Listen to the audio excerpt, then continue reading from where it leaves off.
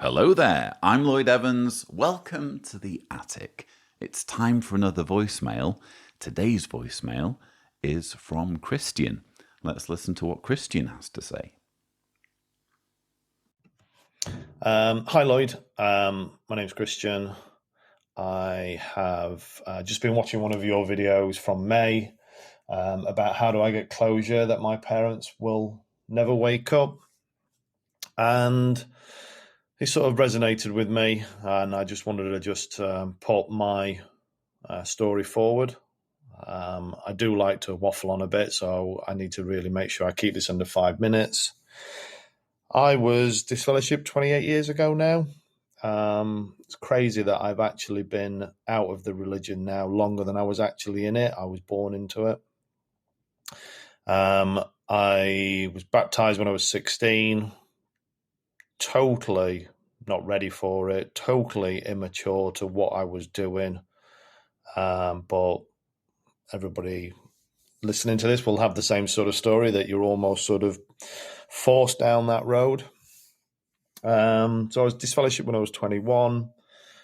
I really just didn't think about what I was doing at the time. I didn't think it through, but in my mind, leaving the religion was the best thing ever because I just didn't believe any of it. And I transgressed in their eyes, so I got disfellowshipped. And I don't think I've fully thought about the consequences of what that actually meant for me and my family. So here I am, 28 years later on, and I still really struggle with it. I can't, or I haven't been able to deal with the shunning. That really was a big thing for me. I just didn't deal with that well. I think as well, I had to deal with the death of my father, which was about 8 or 9 years ago. That was just horrendous, him obviously passing away, but it was also just not a great time to have to go to the funeral and to see people there that I knew from years ago, and for them just to blank me.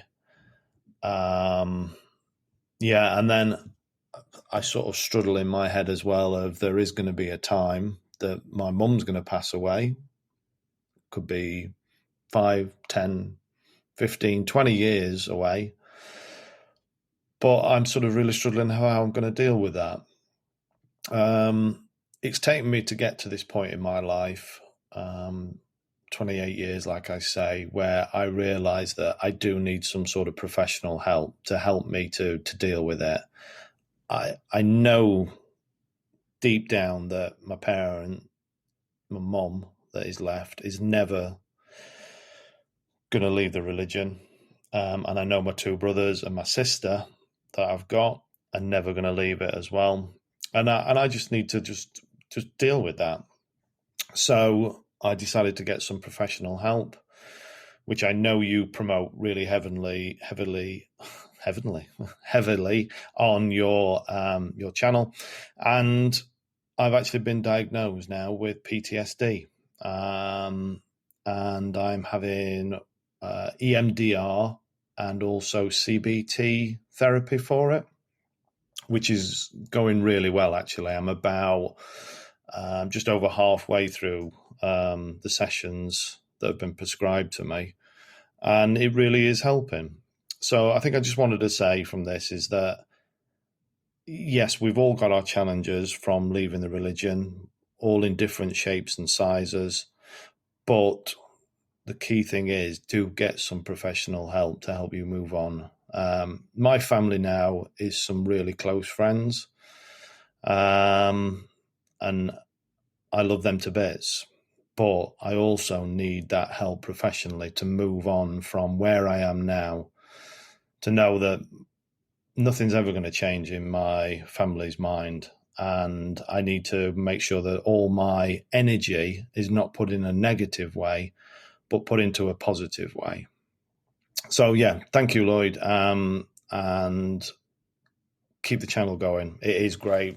Love it to bits. Thank you, Christian. That was a really lovely message, and it's very, very satisfying to hear that you have taken a negative situation and you are dealing with it in the best possible way. Typically in a voicemail, I will choose voicemails where there's some kind of question, but in this case, there isn't a question because you're doing what I would have advised and you're already reaping the results. So I thought it was really good to play this voicemail, number one, to show how long-lasting the trauma from this group can be if you get involved. Because hopefully there will be some people watching this voicemail who have never been Jehovah's Witnesses, and they may be curious about what they believe and maybe even open to the idea of joining them.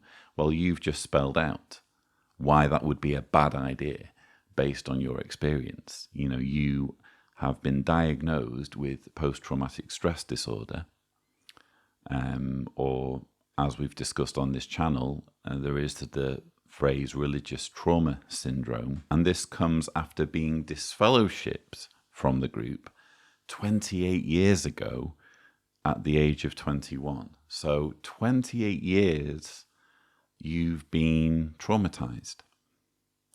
And that is not a good thing for any group to inflict on someone, to create a situation where they are so controlled, so indoctrinated, so manipulated, that decades after leaving, they're still suffering. And I'm sorry, what was done to you at your father's funeral was absolutely shameful. Shame on any Jehovah's Witnesses in your congregation who blanked you, who ghosted you, who ostracized you at a time when you just needed a little bit of validation and a little bit of acknowledgement and a little bit of basic human compassion. And they couldn't even give it to you at your father's funeral. Again, this tells us everything we need to know about this group. I'm sure that won't be everyone's experience.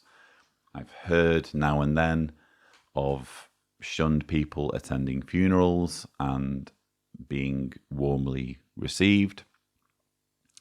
It is very much, I think, a case of the way the local congregation is, and especially what the elders are like. Is it a strict congregation or is it a fairly liberal congregation? But by and large, I think the treatment you received at your father's funeral is fairly typical. And it again points to a very dangerous, very toxic, very dehumanizing group, because it's not the sort of thing that you would typically do at a funeral, is it? Ostracize the grieving son.